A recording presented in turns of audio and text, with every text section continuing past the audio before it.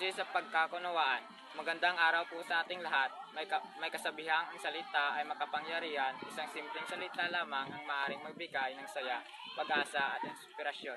Ngunit maaari rin itong maging sani ng hindi pagkakunawaan kung hindi natin ito gagamitin ng tama.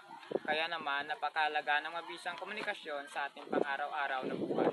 Ang mabisang komunikasyon ay hindi lamang tungkol sa malinaw na pagsasalita, ito rin ay may kakayang makinig ng ating saloobin ng may paggalang. Kapag marunong tayong makinig at magsalita ng maayos, mas nagiging matatag ang ating relasyon sa pamilya, kaibigan, guro at maging sa ating komunidad. Sa kasalukuyang panahon, mabilis na ang pagpapalitan ng impormasyon dahil sa teknolohiya at social media.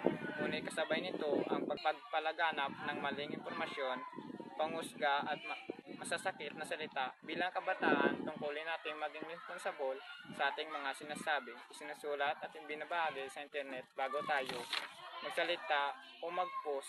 Isipin muna natin kung ito ba ay totoo, makatutulong at makapagpapakita ng respeto sa iba. Hindi nasusukat ang husay sa komunikasyon sa dami ng ating sinasabi. Mas mahalaga ang mensahe na ipapahayag natin at ang epekto nito sa ating kapwa. Ang isang taong marunong makinig ay kasing halaga ng isang taong mahusay magsalita.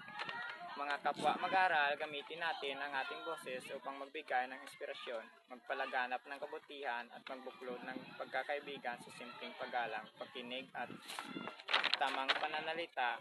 Makakalikha tayo ng mas maayos at mapayapang lipunan. Tandaan natin, ang mabisang komunikasyon ang susi sa tunay na pagkakunawaan. Maraming salamat po at magandang araw sa ating lahat.